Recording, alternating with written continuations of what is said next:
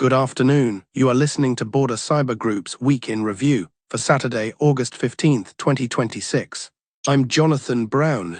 The daily feed follows events as they break. The Week in Review steps back from the incident queue and asks a different question. What did apparently separate stories reveal when placed beside one another?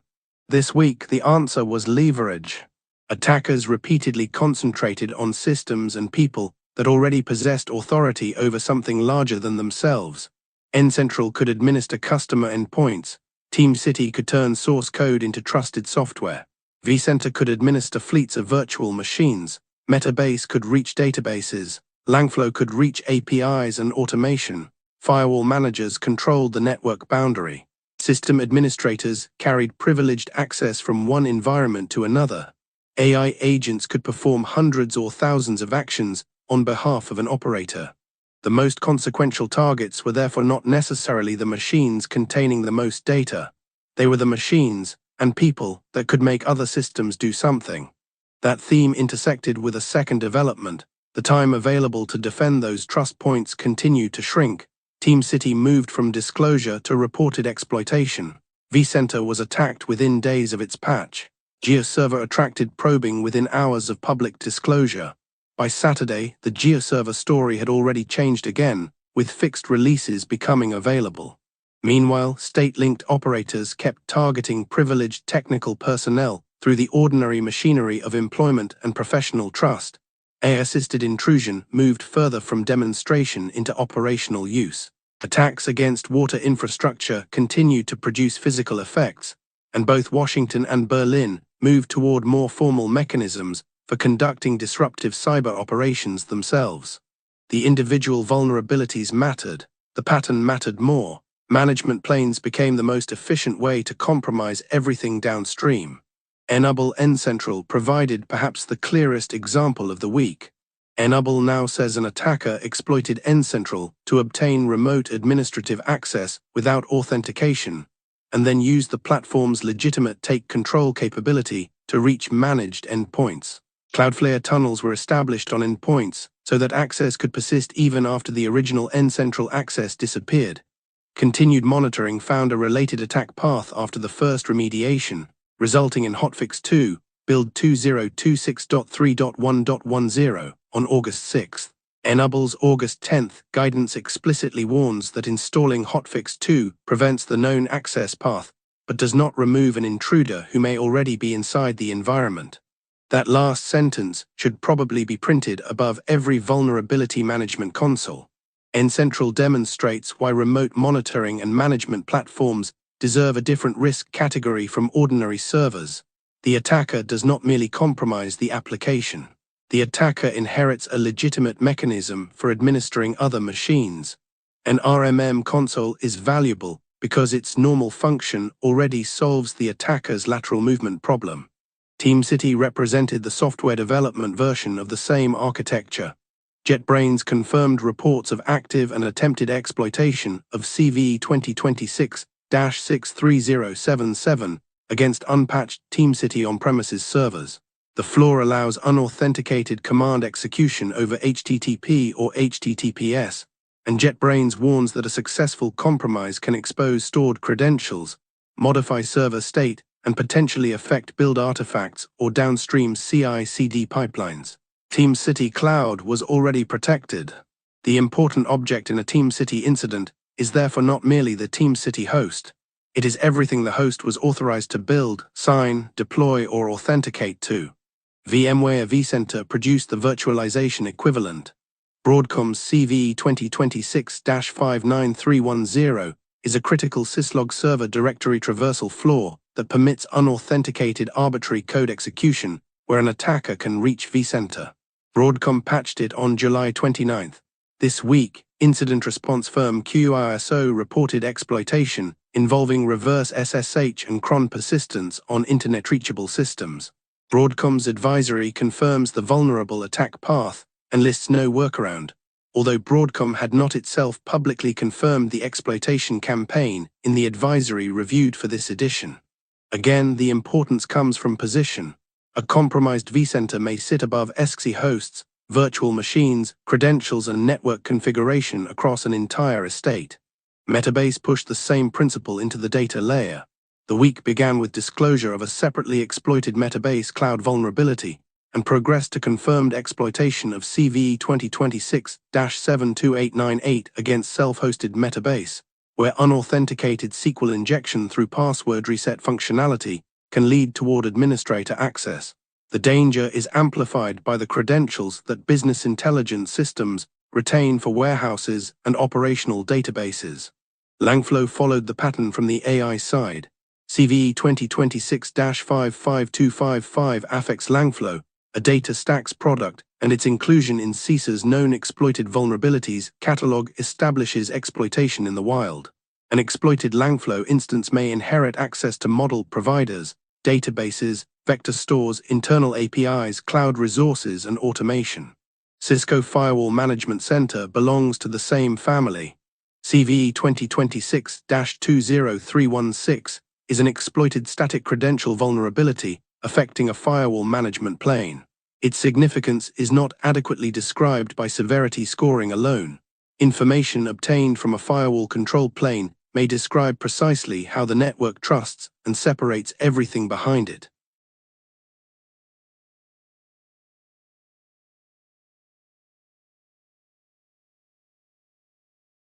Even the chain-drop NPM campaign fitted the pattern from another direction.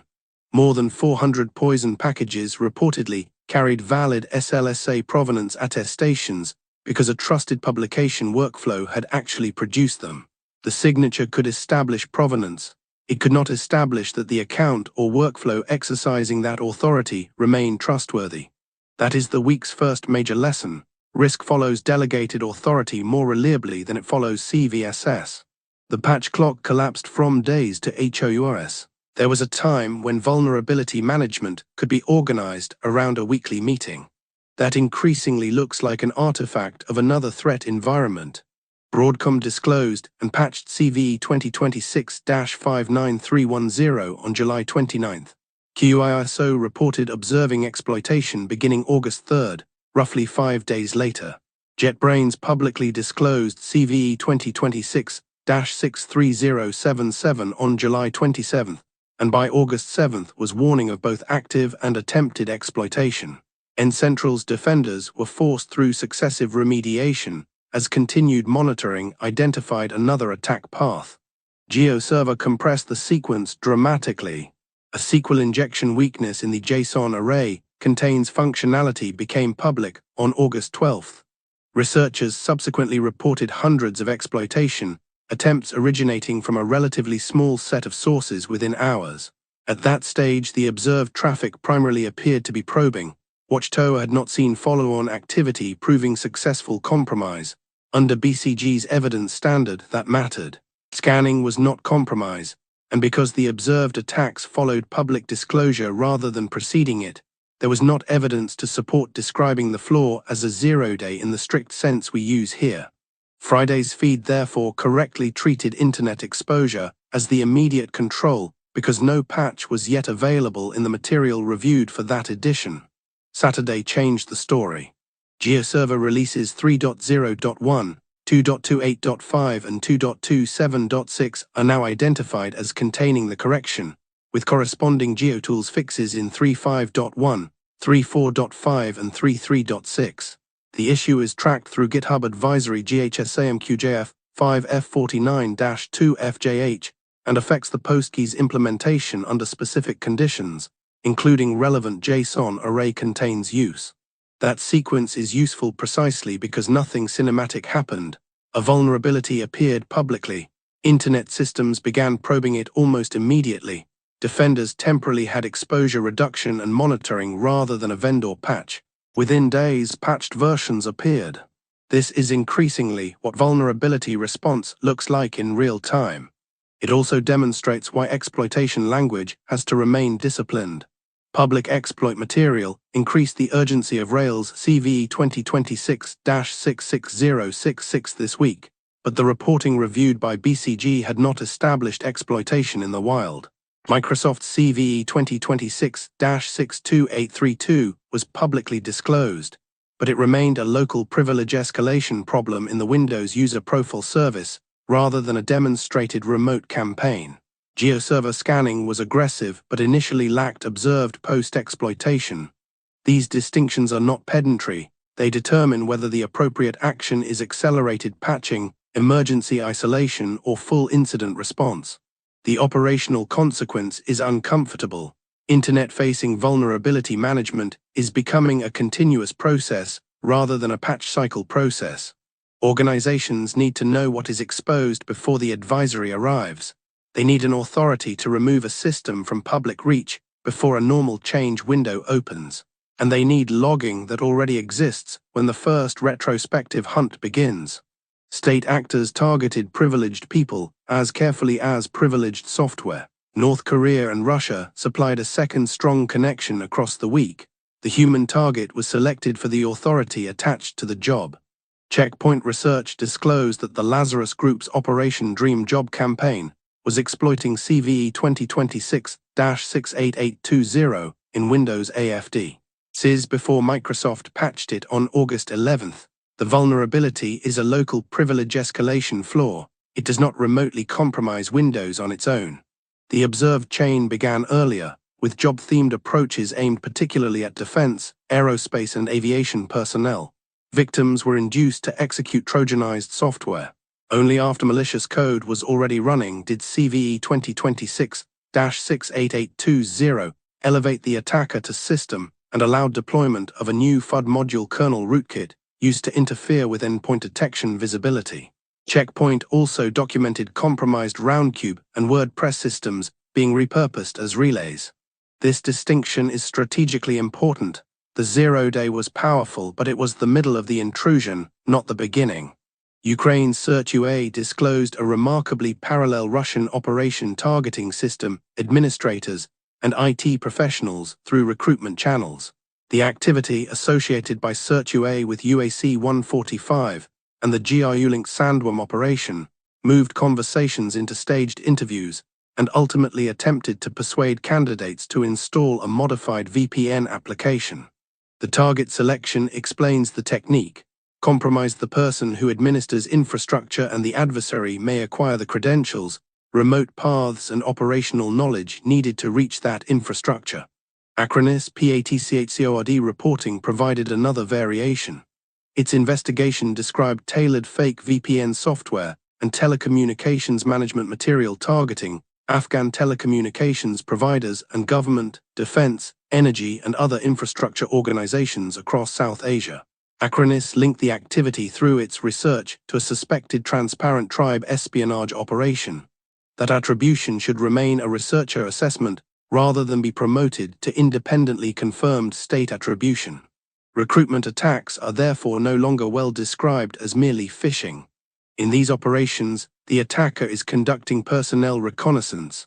A systems engineer, cloud administrator, defense developer, or telecom operator is valuable not simply because that person can be fooled, but because the organization has already delegated exceptional authority to that person. The defensive implication goes beyond awareness training. Privileged staff should not need to install interview software, coding exercises, VPN clients, or document viewers on machines that also hold administrative access.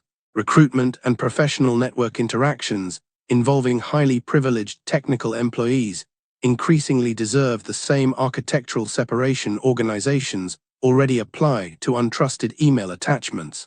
AI moved further into real intrusion workflows without changing the fundamental security problem. Last week's review dealt largely with autonomous agents escaping intended testing boundaries. This week moved the question closer to adversary operations.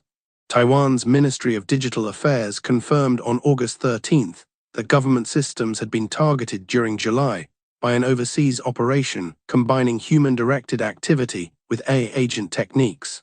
Taiwan did not publicly attribute the campaign to China in the statement reviewed for the feed.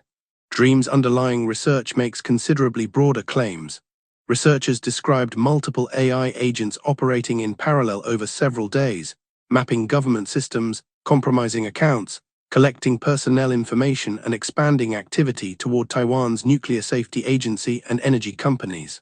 Dream reportedly found simplified Chinese in operational material and assessed a likely Chinese connection, but neither that language evidence nor the researcher's assessment is equivalent to Taiwanese government attribution.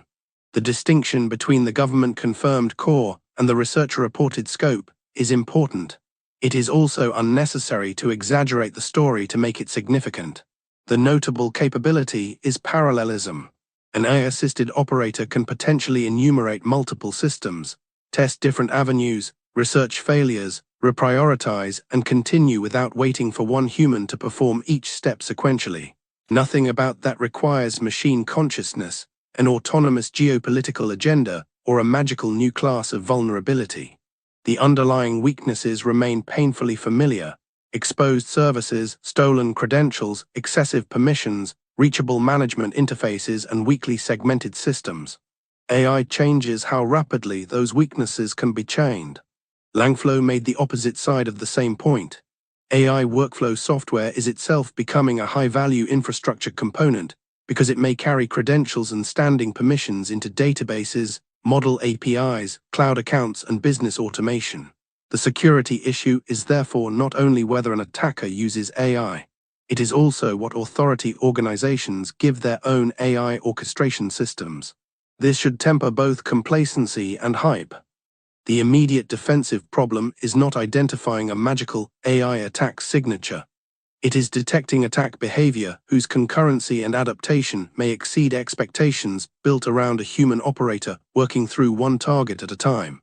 Parallel authentication attempts, rapid switching among techniques, simultaneous discovery across unrelated applications, and bursts of API activity that become meaningful only when correlated across systems. AI is becoming an intrusion accelerator. It remains constrained by the permissions and pathways defenders give it. Critical infrastructure kept showing why cyber and physical are no longer separate risk categories. The water sector campaign remained the week's most direct reminder that computers do not have to be destroyed for people to experience physical consequences. The FBI and environmental protection agencies' currently published July 30th notice says malicious actors targeted internet-facing Rockwell Automation, Allen Bradley Micrologic's 1100 and 1400 programmable logic controllers at water and wastewater facilities in at least 7 states beginning July 27th. Attackers changed controller IP addresses and passwords, causing loss of monitoring and control. At least one organization found modified PLC project files. Reported operational effects included loss of water pressure and flooding. The FBI notice does not publicly attribute this specific activity to a named actor. That remains the defensible official count as of this Saturday review. Separate reporting has since described a footprint of at least 12 states, but the currently accessible FBI notice still says 7. Until a government update or other independently verifiable victim accounting resolves that discrepancy, BCG should not silently promote the larger number into a federal finding. Forescout's separate internet exposure research adds scale without resolving attribution or victim count. Its researchers identified 4,407 internet-exposed controllers, most of them in the United States. Those exposed devices should not be counted as compromised systems. They demonstrate the size of the potential attack surface, not the size of the campaign. That distinction matters because the water story is already serious enough without inflation. The attacker did not need a cinematic industrial worm. Remote access to exposed controllers was sufficient to change passwords, addresses, and, in at least one reported case, project files. The physical process then responded to altered digital state exactly as it was designed to. Taiwan added a different critical infrastructure dimension. Dream's research says the AI-assisted campaign expanded toward nuclear safety and energy organizations. Public reporting has not established destructive manipulation of those environments. The significance is access preparation and reconnaissance against sectors in which compromise could eventually carry strategic or physical consequence, not evidence that nuclear or energy processes were actually disrupted. Cisco's actively exploited CVE 2026-20349 belongs at the edge of this conversation as well. An unauthenticated request, can crash affected ASA or FTD remote access services under vulnerable configurations. That is denial of service, not firewall takeover, and no public evidence reviewed this week demonstrates attackers deliberately synchronizing those crashes with a separate intrusion. But the possibility illustrates why availability of the security boundary itself has to be considered in incident planning. Critical infrastructure cannot rely on the assumption that cyber incidents remain inside the computer. Its safety case needs to include what happens when the computer lies, disappears, or can no longer be trusted. Offensive cyber became more formalized as government policy. The week was not solely about what attackers were doing. Governments were also redefining what defenders and private companies working for governments may be allowed to do in return. A presidential memorandum signed August 12 directs creation of a U.S. program under which vetted American companies may conduct cyber surveillance and cyber effects operations against qualifying foreign cyber-enabled transnational criminal organizations. The National Coordination Center will administer the program under federal control, with Department of Justice and Department of Homeland Security oversight.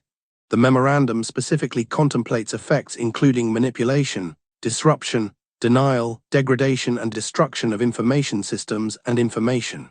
But this is not a general American corporate right to hack back. Participating companies must be vetted and contracted, and operations require government direction and approval under defined procedures.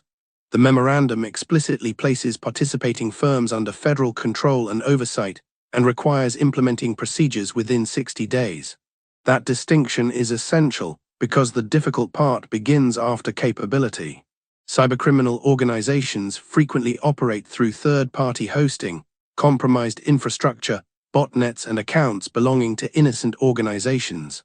Some operate with varying degrees of tolerance, protection, cooperation, or tasking from governments. A program legally restricted to qualifying foreign criminal organizations therefore has to answer the operational question threat intelligence has struggled with for years. Who exactly controls the machine you are about to disrupt? Germany moved in a parallel direction from a different legal tradition. The German cabinet approved draft reforms this week that would expand intelligence powers in response to foreign espionage, sabotage, and cyber threats, including authority for more active interference with hostile digital infrastructure. The legislation still requires parliamentary approval. The proposals also expand collection and surveillance powers, making oversight part of the security question rather than an afterthought. Placed beside one another, the American and German moves suggest a wider policy transition. Western cyber policy has spent much of the past decade emphasizing resilience, attribution, sanctions, indictments, and infrastructure seizures conducted through traditional law enforcement. Those instruments are not disappearing, but governments are increasingly discussing disruption as an ordinary component of cyber strategy rather than an extraordinary one. That raises two simultaneous questions. Can states disrupt hostile cyber infrastructure rapidly enough to impose meaningful cost? And can they do so without turning uncertain attribution, compromised third-party infrastructure, or inadequate oversight into a new source of damage? Those questions are technical, legal, and democratic at the same time. What defenders should change on Monday? The first change is to rank systems by delegated authority rather than by server count. Identify the infrastructure that can cause something else to accept a decision. RMM consoles, virtualization managers, identity providers, certificate authorities, CI/CD servers, source control automation, firewall managers, backup consoles, database analytics systems, AI orchestration platforms, engineering stations, and OT controllers. Document not only what those systems contain, but what they can command, authenticate to, configure, sign, or publish. Second, turn exposure management into an emergency response capability. GeoServer demonstrated why discovering an externally reachable service after exploit traffic begins is already late. Maintain a continuously updated inventory of public services and pre-authorize a path for temporarily restricting or removing exposure before a vendor patch exists. The correct response to a fresh vulnerability may be make it unreachable now, understand it tomorrow. Third, stop allowing patch installation to close incidents involving control planes. For N-Central, investigate managed endpoints and persistence. For vCenter, investigate the appliance and what it administered. For Team City, review secrets, build history and artifacts. For Metabase, revoke sessions and rotate reachable database credentials. For Langflow, inventory connectors and tokens. A control plane that was exploitable during an active campaign has potentially issued trust that survives the software update. Fourth, treat privileged people as privileged infrastructure. Administrators, developers, telecom engineers, defense staff, and cloud personnel need stronger separation between professional recruitment activity and administrative environments. Untrusted interview tools, VPN clients, coding exercises, and document viewers should not execute on machines carrying production credentials merely because the request arrived through LinkedIn, Telegram, or a plausible recruiter. Fifth, design detections for tempo. Agent-assisted activity may manifest not as one novel executable, but as familiar actions occurring with unusual concurrency. Several systems enumerated together, multiple authentication routes tested rapidly, repeated tactic changes, broad API discovery, and parallel credential use. Correlating identity, endpoint, application, and network activity becomes more important when no individual event looks unprecedented. Sixth, keep physical systems operable when digital control becomes untrusted.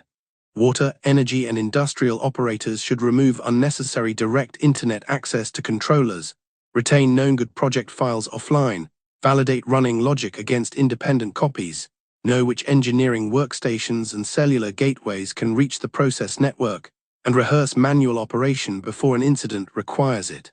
Finally, strengthen software supply chain verification beyond signatures alone. ChainDrop demonstrated the difference between proving that a trusted workflow published something and proving that the workflow was in a trustworthy state when it did so. Provenance is valuable evidence. It is not a substitute for protected maintainer identities, reproducible builds, release review, dependency controls, and independent verification of sensitive artifacts. The week's conclusion. This was a week about the economics of authority. An attacker who compromises an ordinary endpoint gets an endpoint. An attacker who compromises an RMM platform may get customers. An attacker who compromises a build server may get releases. An attacker who compromises vCenter may get a virtual estate. An attacker who compromises Metabase may get databases. An attacker who compromises a systems administrator may get the systems that administrator maintains. An attacker who compromises an automation layer may inherit every credential and API the automation was permitted to use. That is leverage. The same principle explains why the shortening exploitation window matters. A remotely reachable management system does not have to remain vulnerable for months to become strategically useful. It may only need to remain vulnerable for a few hours after somebody publishes enough information to locate it. It explains why AI matters without requiring science fiction. An AI agent does not need to invent a revolutionary exploit if it can test 10 conventional possibilities, while a human attacker would have tested one. It explains why water infrastructure remains uncomfortable. A controller does not need malware in the traditional sense if the attacker can directly change the values and logic the physical equipment already trusts. And it even explains the policy changes in Washington and Berlin. Governments are looking for their own leverage points, private technical capability, intelligence authorities, and the ability to reach adversary infrastructure before another advisory or indictment arrives. The challenge for defenders is therefore no longer simply to inventory vulnerabilities. It is to inventory authority. Which system can create an administrator? Which system can deploy code? Which system can issue identity? Which system can alter firewall policy? Which system can touch the production database? Which workstation can change a controller? Which employee can administer hundreds of machines? Which AI workflow can call which APIs? And what continues to trust those systems after they themselves have been compromised? A security program that can answer those questions understands its real attack surface. A program that may know every CVE in the estate and still misunderstand where the next serious incident will begin. Thank you for listening. You will find more cybersecurity and artificial intelligence news and analysis on our website at bordercybergroup.com.